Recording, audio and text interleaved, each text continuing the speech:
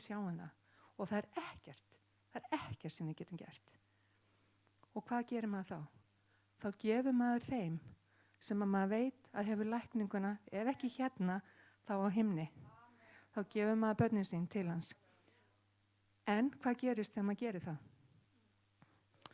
Þá snýr hann þessu við. Það er þá, alveg eins og í sögunni, nú manni náttúrulega ekki nöfnin, þegar hann fór með son sinn sem fór á altarið. Abraham, já, hvað gerist þar? Það var þegar hann gaf hann sem hann snýri sig við. Og þannig er það í lífinu, krakkar. Ef við treystum, ef við bara göngum fram og ef við tökum þá ábyrgð að hlusta þegar Drottinn talar við okkur, ef við gerum það, þá getum við svo sannarlega að lokum sagt, meira segja þetta, samverkaði mér til góðs. Og það getum við sagt með allt. Þannig að ég ætla nú ekki að hafa það mikið lengra, en ég ætla samt að fá að enda með sögu sem var í þessum fyrirlestri. Hann setur svolítið í mér þessi fyrirlestri vegna þess að það er svo margt í honum sem við megum taka til fyrirmyndar. Og það var sem sagt gerði rannsókn 1950 minni mig í Bandaríkjunum í Philadelphia held ég. Að það var tekið eftir því að þetta er kallað Rosetta þorpið og Rosetta effects. Og það fjallar að þetta var hjartalæknir sem hann var að tala, sem hann sagði líka þetta með rafboðin. En hann var að segja líka frá því að í þessu þorpi þá fyrirfundust alla hjartasjúkdómar. En þetta fólk reykti, drakk, borðaði alveg, þú veist, það fór ekki eftir þessum reglum sem við erum að reyna að innleiða í dag. Og ekki það hann sagði að það verið líka gott að hafa þær. En það sem var farið að athuga hvers vegna var svona lág tíðni af hjartaáföllum. Og niðurstöðuna, þó ég muni það nú kannski ekki alveg, en þá eru það samt fyrir okkur til að hugsa vegna þess að, og þetta liggur á hjarta mínu vegna þess að mér finnst við vera glata svo mörgum góðum gildum. En það sem kom í ljós var að þetta var ítalskt fólk sem hafði flutt í þetta þorp og það sem gerðist hjá því var að það átti samfélag. Alveg eins og við hérna í kirkjunni við hefum samfélag og við stöndum saman. Og þó að einhver væri ríkar en annar, þá barst hann ekki á og það var þannig að ef einhver lenti í erfiðleikum, þá tók allt þorpið það á sig. Mæðurnar voru heima með börnin sín. Feðurnir hittust á hverju kvöldi til þess að tala um hvernig væri hægt að gera bæinn betri. Og þau sinntu trúarlífi. Þetta voru þeir þættir sem að skári sig úr. Síðan nefnilega fóru þeir að breyta þessu, alveg eins og við gerum. Og hvað gerist? Hjartaáföllin og hjartasjúkdómarnir, þeir eru komin á sama stað hjá þessum hópi og þeir voru áður. Þannig að trúin, samfélagið, kærleikurinn, þetta skiptir máli og það er til rannsóknir hérna. Þannig að bara Drottinn blessi ykkur og ég bið ykkur hlustiði á hjart ykkar. Takk fyrir mig. Vá, þetta var magnað. Hlustu hjartað. Ég ætla að tala síðast. Er þið tilbúin? Ég er með svo marga vitnisburði. Ég er búin að, það er búið að segja við manni minn 3 svar. Að undirbúa sig að ég verð ekki, ég verð ekki til á morgun. En er búið að vara hann við upp á spítala 3 sinnum. Að hún mun ekki þrauka nóttina.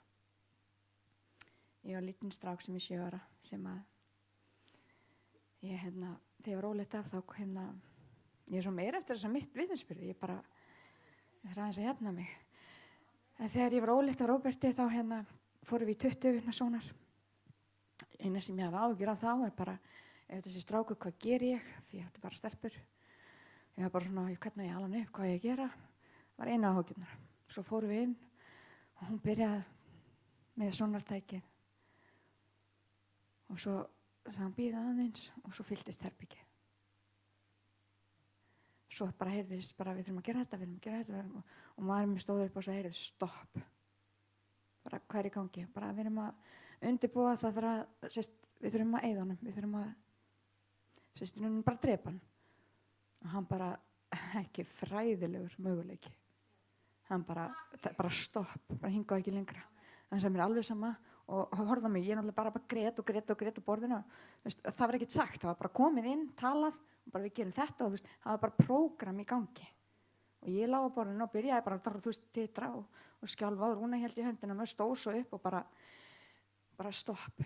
Hann sagði mér alveg sama, okkur alveg sama hvað er í gangi. Þetta barn mun vera í maganum þangað til hann er tilbúinn að koma og við tökumst á við hvað sem er. Og þarna hörum við allir úr herbygginu, við vorum ein. Ég bara satt og ég bara grét, Rúnar bara hélt í höndunum og bara starði. Þetta var svo rosalega erfitt moment. Svo kemur læknir inn og segir, ætlaði að eiga barnið. Og Rúnar segir, já, auðvitað. Ok, þá skal ég gangi gegnum þetta með ykkur. Og þarna vorum við ekki búin að fá að vita hvað var hann. Og hún segir, það er þið hafið heyrt mörg söguna, það er tindin var rifin og öll líffærin hans voru á vitlausu stöðum. Og lungun voru að kremja líffærin og hún sagði, ef hann kemst í 30 vikur sem ég efast þá er það æðislegt. En hann gæti komið á morgun. Ef við komumst upp í 24 vikur þá reynum við allt til að halda honum í lífi. Þannig, og svo rétt hann fór þá spurði ég bara, má ég fá að vita, er þetta stelpa eða strákur? Hún var já, þetta er strákur. Ég fór út í bíl og ég og Rúnar við vorum á sikkunum bílnum og við sátum í saman bíl og við grétum eða hann var eiginlega reiður, þú varst eiginlega reiður eða ekki? Hann var svona farin að berja í borðið á mælaborðið á bílnum og ég grét svo svona harkaði þetta að mér svona til að hann kæmist bara heim eða fyrst færi að vinna og ég kæmist eitthvað annað. Svo ég bara beita öxlinn hans bara, ég heyri þér eftir. Svo fór ég í bílinn og pabbi hringir. Og ég náttúrulega alveg mekka og bara tryllist af gráti. Og hann segi, byrju, hvað er í gangi og hvað ertu? Ég segi, ég er hérna bara rétt hjá öskulinni. Hann sagði, komdu heim til mín núna. Og ég beigði þangað og það er held ég moment líka sem að gerðist eitthvað. Í labbinn, hann stendur í forstofinu og hann grípur magann og segir bara í Jesú nafni þá mun þetta bara lifa. Og þetta var svona defying moment. Ég gekk í gegnum þessa meðgöngu og hver einasta vika það var bara yes. Ég lá mest, allt gerði voða lítið, ég vildi ekki stoppa neitt. Og við komumst upp í 34 vikur. Það var í stoppi með 6 útvíkun. Og þegar hann kemur loksins þessi litli gaur, þá af því að það þurfti að hafa öndunarvél tilbúna. Og þetta við vorum 8 lækna og hjúkrunarfræðinga og alls konar læknar. En ég var heppin, ljósmóðurinn mín sagði, þú ert heppin, hvaða læknir er á vakt. Og ég skildi hann ekki. Hún sagði, þú ert heppin. Í fæðingunni, Rúnar er hann hjá mér og þarna er alveg, af því að við vorum ekki viss hvort það myndi lifa þegar ég myndi fæða hann. Og það var alveg, álæginn og stofinu var bara, það var rafmagna. Það var bara, ef hann kemur út, lifir hann, nær hann andadrætti, nær hann að, þetta var rosalega erfitt en ég vildi fæða af því að ég er með auðvelda fæðingar og þetta var besta leiðin. Rúnar kemur upp, heldur í hendina á mér, svo finn ég bara hendina hérna, hún er hann dofin. Og ég bara og ég náttúrulega, og hjúkrunarfræðingar segir, þú þarft að stoppa, þú mátt ekki ýta honum út strax. Ég sagði henni, hann er að koma, hún segi, já, hann er að koma, ég veit það. Og ég segi, nei, hann er virkilega að koma. Hún lítur niður og hún segir bara, viltu stoppa og haldi í þér? Og ég bara, great. Og svo dingla hann á bjöllina þar sem allir læknarnir hlupandi, af því að mátt ekki, það þurfti, það gat verið sekúndubrot. Og þar hlaup allir læknarnir inn og Róbert kemur bara á sömu mínúti. Í sömu andra, þegar lít upp til Rúnars, þá segi ég að hann er í taugaáfalli. Hann heldur í hendina á mér, hann getur ekki sleppt og hann er farin að blána hendina á mér. Og ég fer að segja, Rúnar, þetta verður allt í lagi. Þetta var svo hrikalega erfitt moment. Strákurinn kemur, ég fæ hann 2 mínútur fang og ég segi, Rúnar, viltu ekki sjá? Og hann gat ekki hort. Hann horfði bara í andlitið á mér og grét og grét og grét og grét. Læknarnir tók hann og ljósmóðurinn sagði, vá, við erum að tala hann kom öskrandi út. Við erum að tala öskrandi. Hann átti ekki að geta. Hann átti ekki að náða andanum. Og hann gargaði, svo þegar þau settu öndunarvélina, þá náttúrulega lamast rabböndin og þá voru bara hendur og fætur alveg á fullu, sko. Og við erum að tala þetta var, ljósmaður segi, það er rosalega kraftur þarna. Þetta barn ekkert að fara neitt fljótlega. Svo þegar hann búinn að setja hann í öndunarvélina, þá kemur lækninn og segir, viltu halda á honum? Ég sagði, auðvitað. Hún sagði, þarna ertu með heppin læknir, af því að flestir hlaupa bara fram. En þessi læknir rosalega inn á því tengingu móður og barns. Og þegar maður fær ekki þessa að halda barninu, þá bara það missist tenging. Og hann kemur rétt inn í barnið. Og hún nær, rúmið hérna, hún nær hingað. Og ég stökk fram úr og greip hann. Og ljósmóðurinn bara, hún tók andköf og svo greip ljósmóðurinn myndavélina og náði myndum þar sem ég náði, þetta moment, ég var með læknir yfir barninu að halda öndunarvélinni gangandi, ég halda andanum, Rúnar í kringum mig, barnið að lífi og ég sagði við Guð, fyrsti sigur af nokkrum komin í hús. Hraðferð yfir, hann lifði af fæðinguna, hann lifði af aðgerðina. Hann veiktist aftur árið seinna þar sem við lendum í alveg rosalegum hlutum. Þar sem hann var bara að deyja í höndunum á okkur. Það var hryllingur. Þarna á þessum mómentum, þar kann ég að garga halleluja. Þarna kann ég að segja Guð, ég get ekkert en þú getur allt. Þarna kemur inn, ég get ekki, ég kann ekki, ég hef ekkert til að reyna. En Guð, þú hefur allt til að gera allt sem þarf. Ég var bara á hverju einasta kvöldi, það var eins gott drottinn að þú svara bænum mínum. Þetta barn komið, við erum komin hingað, það getur ekki verið, þetta var takan. Ég bara skora, ég bara talaði við Guð svona, það getur ekki verið. Við erum komin hingað, takk fyrir hann. Ég veiktist fljótlega eftir þetta. Ég veiktist mjög illa. Ég fór niður í 37 kíló. Ég var skinn og bein. Ég var á lyfjum af læknum sem að læknir setti mig á. Þau lyfjuðu mig rosalega upp á meðgöngunni. Ég var rosalega, þegar ég horfið tilbaka var ég rosalega, ég ekki reið en ég rosa svegt. Og eina sem læknarnir gerðu voru í rauninni að gefa mér bara lyf.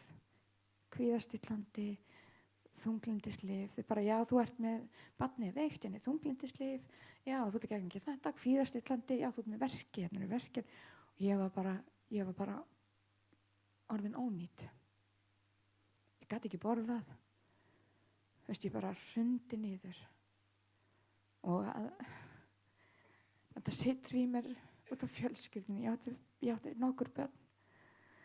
Ég var flak heima hjá mér og ég átti góða vini þarna sem að gripa inn í. Ég fékk hjálp frá Þórarni. Ég sá, hann hleypti mér inn í herbergi af því að læknirinn sagði, ef þú hættir þessum töflum, þá deyrðu. Þannig var ástandið á mér. Ég fekk að fara inn í, hvað heitir þetta? Inn á Vog, já. Vá, ég svo inn í þessu. Ég fekk að fara þar inn, ég var mjög veik. Ég átti 2 vini að inni og ég var þannig að húðin var að detta af mér. Og ég var með skyrpju á fótunum og það var svo mikið sársauki að labba. Erfitt, þetta rosa erfitt. Ég fór í matsalinn og þá komu þeir alltaf með matinn til mín af því að ég vissi hvað var sárt fyrir mig að labba. Og eina sem ég gerði í rauninni var að borða og inn á herbergi og ég fekk lyfið mín. Svo var ég send með sjúkrabíl eftir, held ég, 8 daga upp á spítal og þar var ég í 3 mánuði. Ég með næringu í 24 tíma sólarhrings. Og hjúkurnar héldi og læknirinn héldi ég væri með anorexíu. Gerði ekki annað en að fá börni mín og mömmu og fleiri til að koma með matinn mín til að éta. Af því læknirinn sagði að hún nær 50 kílóum þá fara að fara út. Ég náttúrulega fór bara í átakan inni. Þetta var hrikalegt álag. Börnin mín heima, maðurinn minn að drukkna í vinnu. Þarna var lífið ekki gott. Og ég er að segja hver ástandi á mér. Ég var búin að missa sjónina. Ég var búin að missa hárið. Ég var 37 kíló. Ég var að missa húðina og það voru bólgur hér og þar. Ég var verkjuð alveg út á tún og það var ekkert eftir. Ég var bara flak. Ég stóði ekki undir sjálfum mig þegar ég kom inn. Eina sem ég gæti gert á þessum tíma, ég sá ekki, við erum að tala, ég gæti ekkert gert. Ég gæti ekki horft á sjónvarpið eða prjóna eða chilla eitthvað, ég bara ekkert.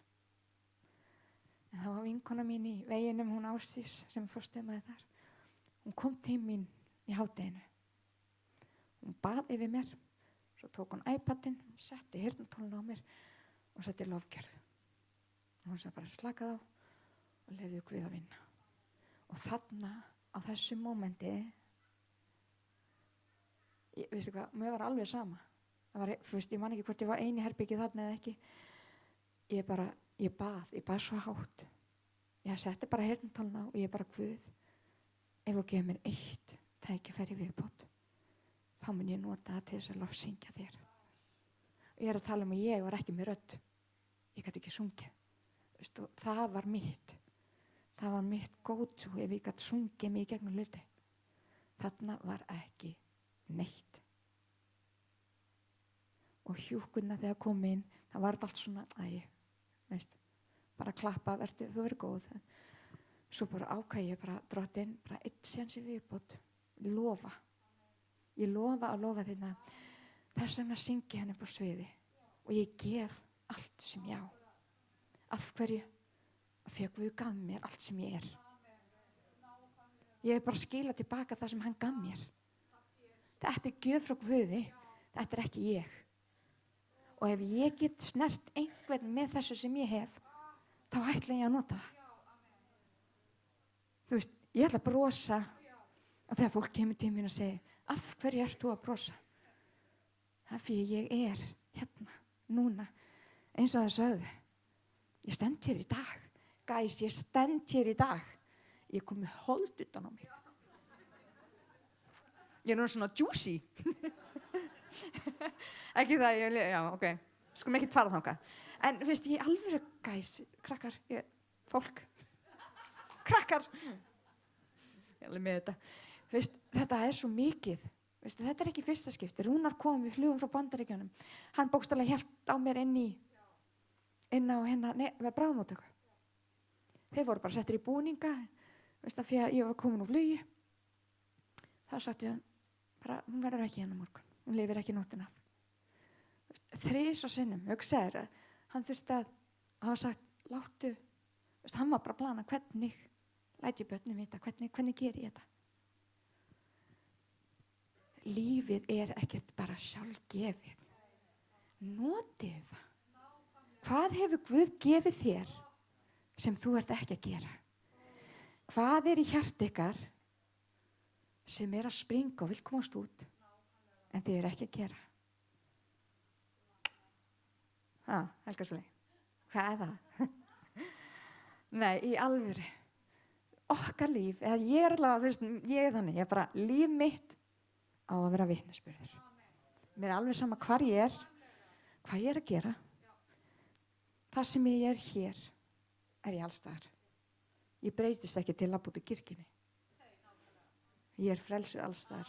Og ef fólk vil vita, ég er að vísa ekki svona típa sem er bara þú, þú veist, ég ekki það. En aftur á móti kemur fólk til mín og segir vá, hvað er þetta sem þú hefur? Það er gleði. Ómæld gleði yfir því að Guð hefur veistu, ég hef endalausa vitnisburði. Svo náttúrulega fékk ég Rúnar á sínum tíma. Vitið þið hvernig ég gerði það? Þeir sem eru einhleypar. Ég skrifaði lista. Ég er ekki að djóka. Það voru svona 17 atriði á þessum lista. Þegar ég skildi við fyrir manni minn, það bara ekki séns aftur. Og bara ef þú ætlar að gefa mig mann, þá bara ferð þú eftir listanum, vinur. Svo kom einhver menn alveg bara svona, ég horfði bara stendur í þessi geðvik. Ég bara var ekki, þú veist, það var bara listin.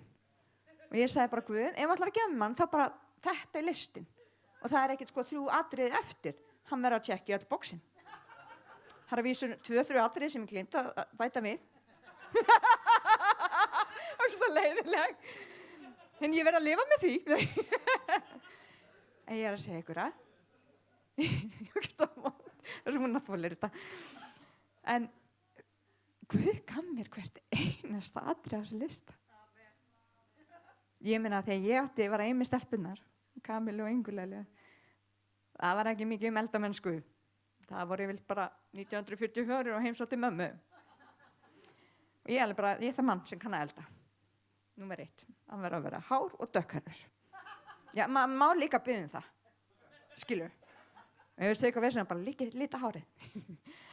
Ég taldi upp nokkur atriði, hann verður að koma svona fram með mig, hann verður að gera svona. Við erum að tala ég fór í dítila. Og svo spennti ég einu sinna á þegar Rúnar var í kirkju og hann var með stelpu. Ég benti upp í Guð og ég sagði, svona mann sem kemur svona fram með konuna sína, vil ég.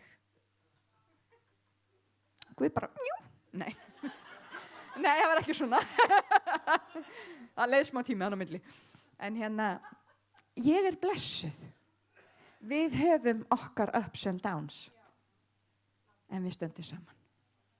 Við gerum upp. Við látum ekki hlutina eyðileggja okkur. Heldur eyðileggja við það sem er eyðileggja okkur. Vá, þetta var djúpt. Við eyðum því sem er að skemma okkur. Bara út með það. Hættið að lifa í því sem gerðist. Losið ykkur við það. Talið það. Komið þessu út. Komið þessu frá. Hafið þið reynsluna. Þetta er það sem við þurfum að gera. Við þurfum að fara að blómstra. Nei, alvöru. Það eru nokkrir að blómstra, ég veit það alveg. En það eru líka nokkrir sem er alveg bara við það að springa út. Gunnar er að blómstra. Þú ert alveg að fylla alls þar. Rúnar, hann blómstrar hvar sem hann fer. En þetta er svo mikill lykill. Í gegnum ævina, ég kem frá kristilega heimili. Og það var stundum erfitt. Einu sinni man ég eftir því að ég svaf í baðkari. Það var ómikið að gestum heima og ég svaf í baðkarinu. Hvað gerði maður ekki fyrir þetta? Já, ég gaf henni séns. En ég var alin upp, ekkert vesen á mér. Jú, smá úlingsári, ég var pínubóns. En það var ekkert sko til að tala um. Ég var rosa góð. Allavega held ég það. Já. Giftist ung, lendi í vesinni. Lendi bara í hræðilegu hjónabandi. En veistu hvað? Já, svo góðan Guð. Og allt sem ég hef gengið í gegnum er bara lærdómur. Ég get gefið öllum eitthvað. Ég get tengt við alla. Það skiptir ekki máli hvað það er. Ég get tengt, ég hef verið einhverstaðarna. Og það er það besta. En það er ritningarstaðin sem hefur farið með mér í gegnum lífið. Er Jeremía 29. Hvernig er það? Já, nákvæmlega. Ég þekki það fyrirætlanir sem ég hyggjum yfir. Fyrirætlanir til heilla en ekki til óhamingju.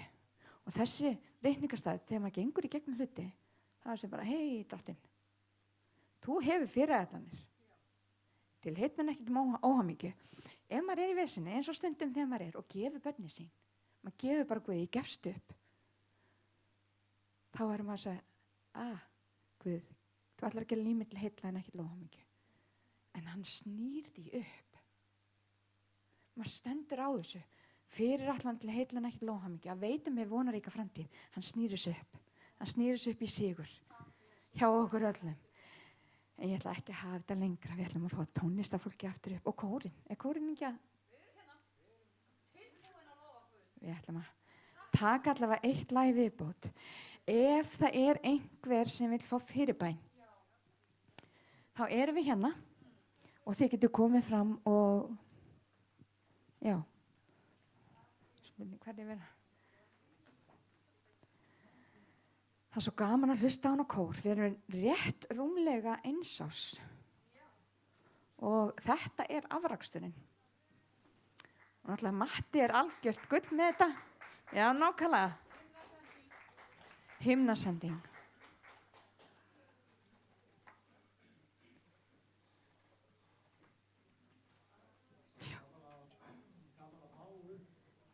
Rúnar og Guðbjörn líka koma að syngja það.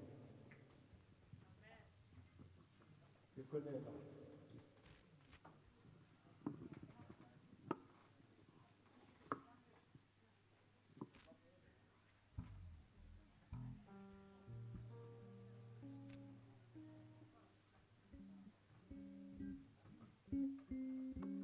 Það er ekki bara fínt að við stöndum þetta fætur og syngjum þetta saman.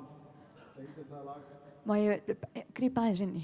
Við eigum afmælis stelpu hér í dag. Hver hún? Hún afmæli til hamingju með daginn, elsku gull.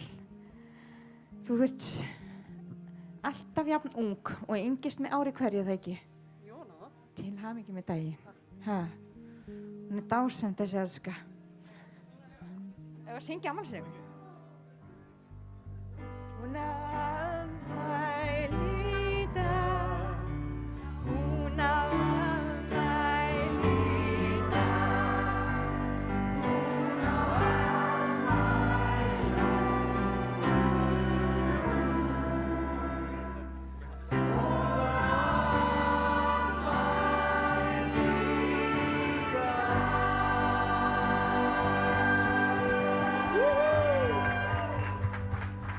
Tveir. Alveg. Tveir.